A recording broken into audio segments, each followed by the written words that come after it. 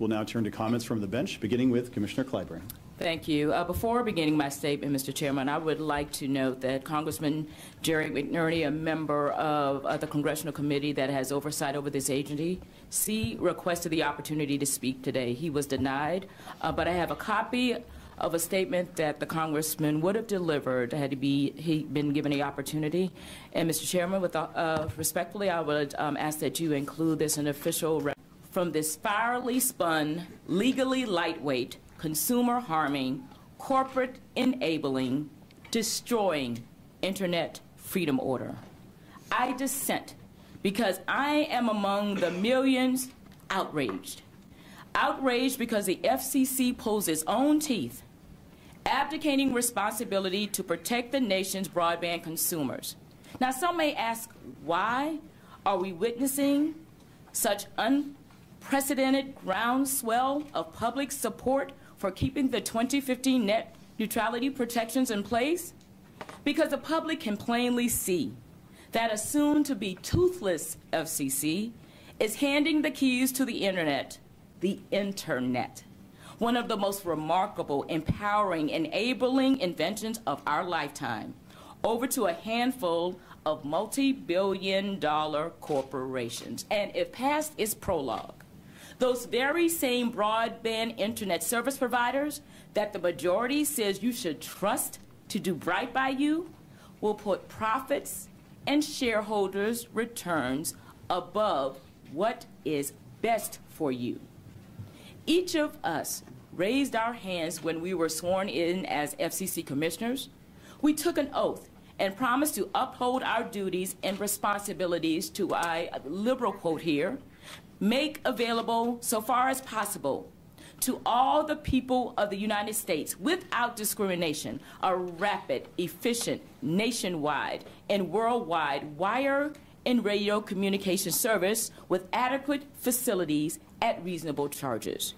Today, the FCC majority is about to officially abandon that pledge, and millions are watching and taking note. I do not believe that there are any FCC or congressional offices immune to the deluge of consumer outcry. We are even hearing about state and local offices fielding calls. And what is newsworthy that at last count, and I think the number is rising, 5 Republican members of Congress went on the record in calling for a halt to today's vote. Why such a bipartisan outcry?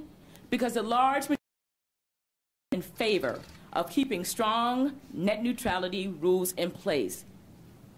But the saddest part to me about all of this, and it's painful for me to say this, that this is the new norm at the FCC. A norm where the majority ignores the will of the people. A norm where the majority stands idly by while the people they are committed to serve, that they've taken an oath to serve, are about to lose so much. Now, we have heard story after story about what net neutrality means to consumers and small businesses, from places as diverse as Los Angeles Skid Row to Marietta, Ohio. I have here letters that just were sent to me that plead with the FCC to keep our net neutrality rules in place. But what is striking and in keeping with the new norm is that despite the millions of comments, letters, and calls received, this order cites not even one. That speaks volumes about the direction the current majority is heading, this FCC is heading, and that speaks volumes about just who is being heard at the FCC.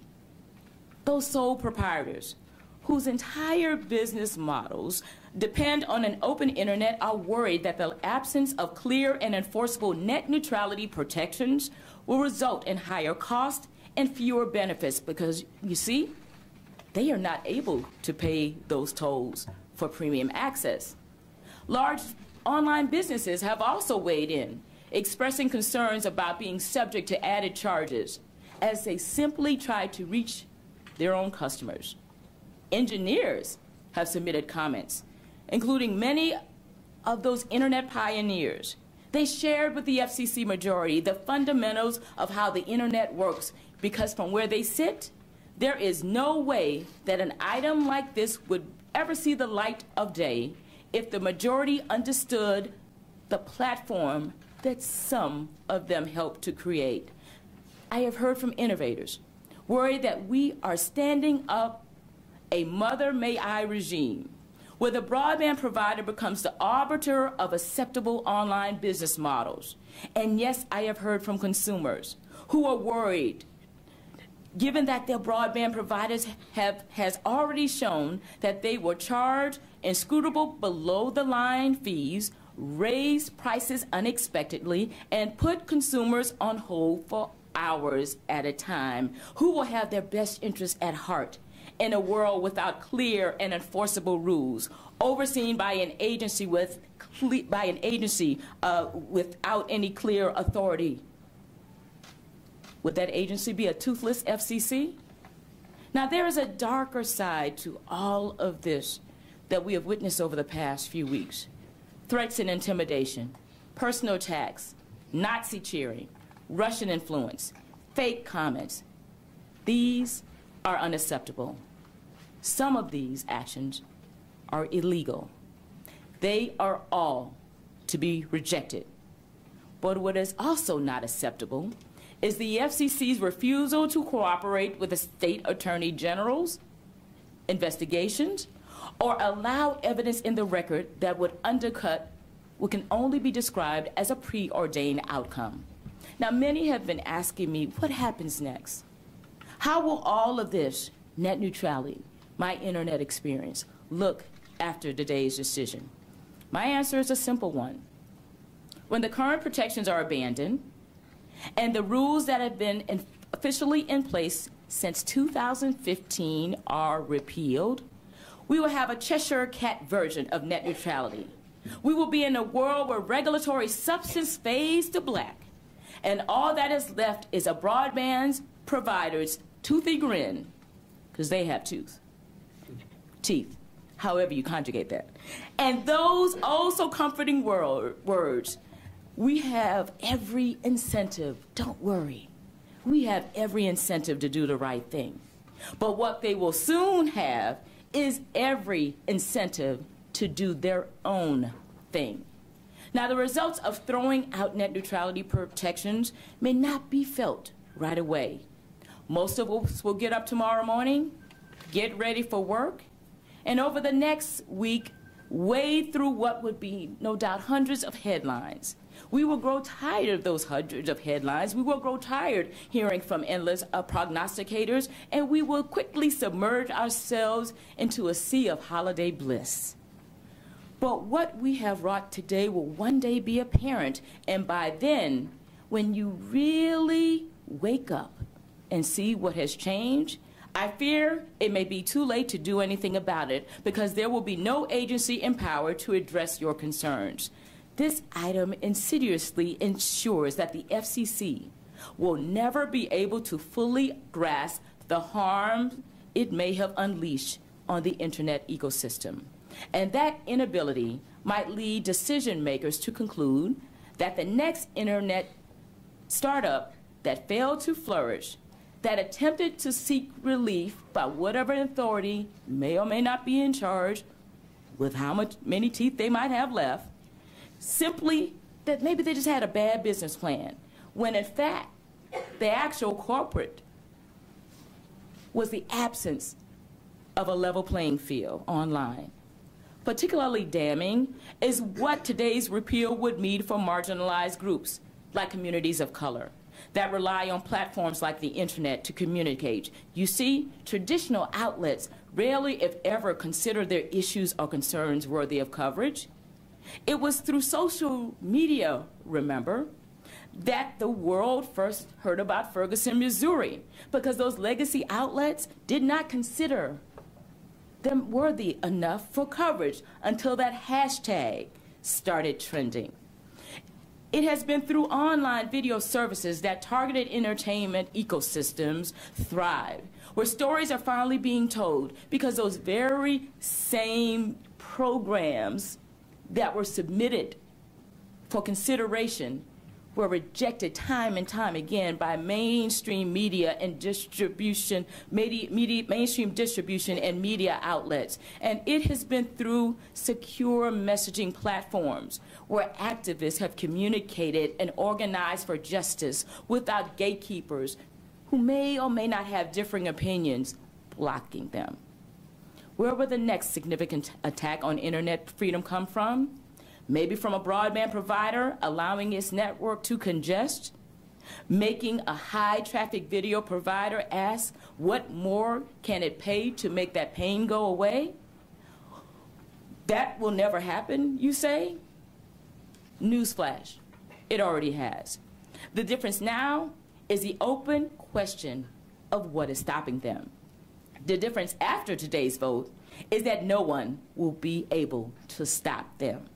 Maybe several providers will quietly roll out paid prioritization packages that will enable deep pocket players to cut the queue. Maybe a vertically integrated broadband provider decides that it will favor its own apps and services, or some high-value Internet of Things traffic will be subject to an additional fee. Maybe some of these actions will be cloaked under non-disclosure agreements and wrapped up in mandatory arbitration clauses so that it will be a breach of contract to disclose these publicly or take the provider to court if there is any wrongdoing. Some may say, of course this will never happen, but after today's vote, what will be in place to stop any of this? What we do know is that broadband providers did not even wait for the ink to dry on a proposed order before making their moves. One broadband provider who had in the past promised to not engage in paid prioritization has now quietly dropped that promise from its list of commitments on its website. What's next? Blocking or throttling? That will never happen, you say? After today's vote, exactly who is the cop on the beat that can or will stop them? And just who will be impacted the most? Consumers and small businesses, that's who. The internet continues to evolve and has become even more critical for every participant in our 21st century ecosystems. Government services have migrated online, as have educational opportunities, job notices, and applications. But at the same time, broadband providers have continued to consolidate. They have become bigger. They own their own content. They own their own media companies. And they own or have interest in other types of competing services. So why are millions of Americans so alarmed? Because they understand the risk this all poses.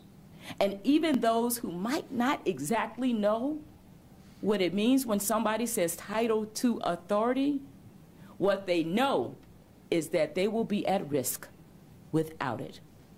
Now, I've been asking myself repeatedly why the majority is so single-focused on overturning these wildly popular rules.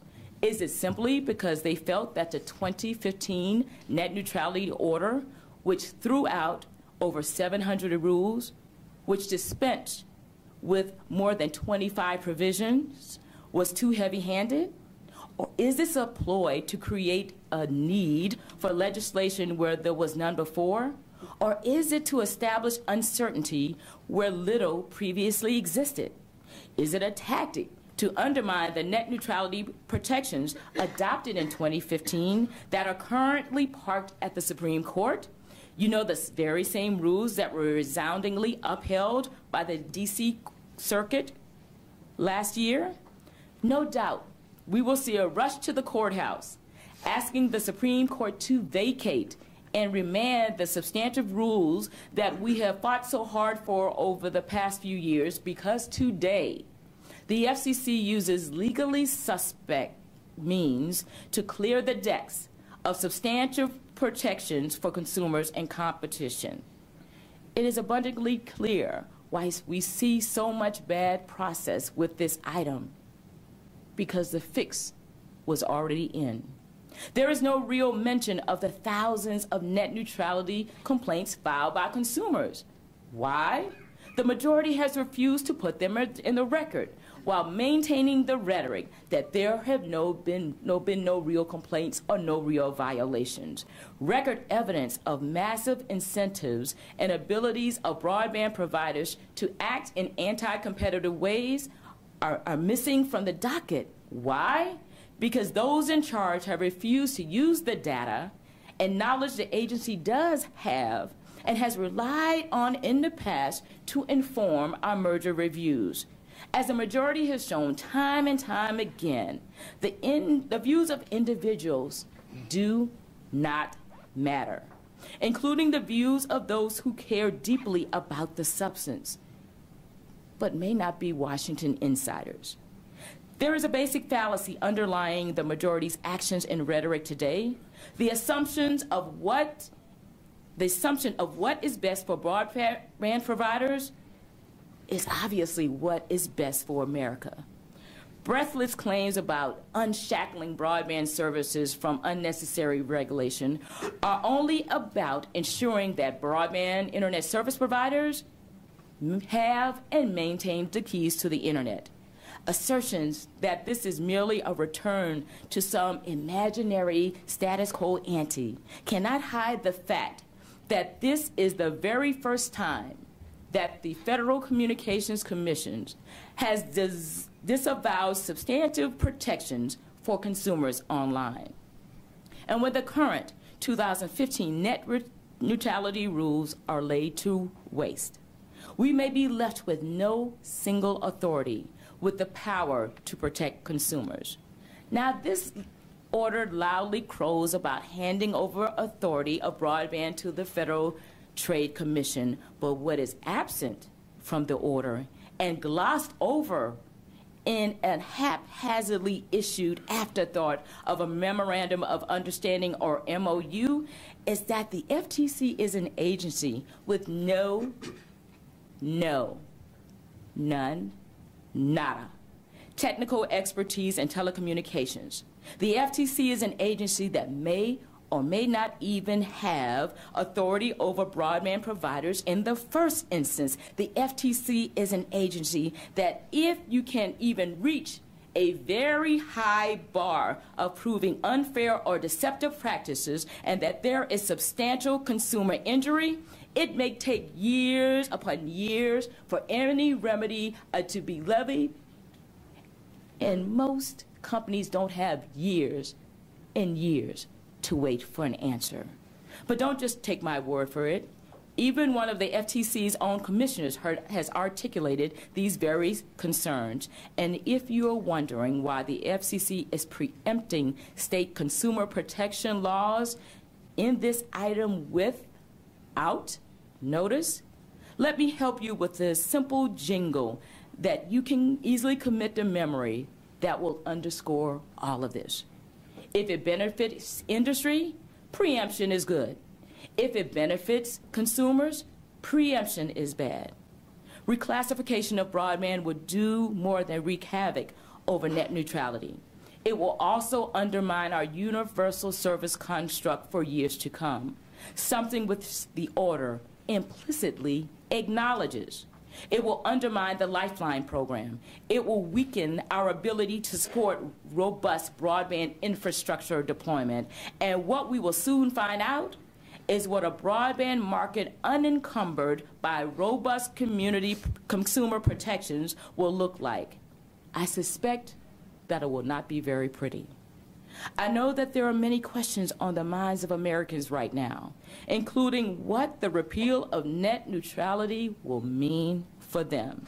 To help understand or to answer or address outstanding questions, I plan to host a town hall through Twitter next week on Tuesday at 2 p.m. Eastern Standard Time. But what saddens me the most today is that the agency that is supposed to protect you is actually abandoning you.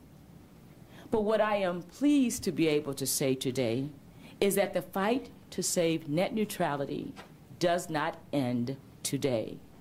The agency does not have the final word Thank goodness for that.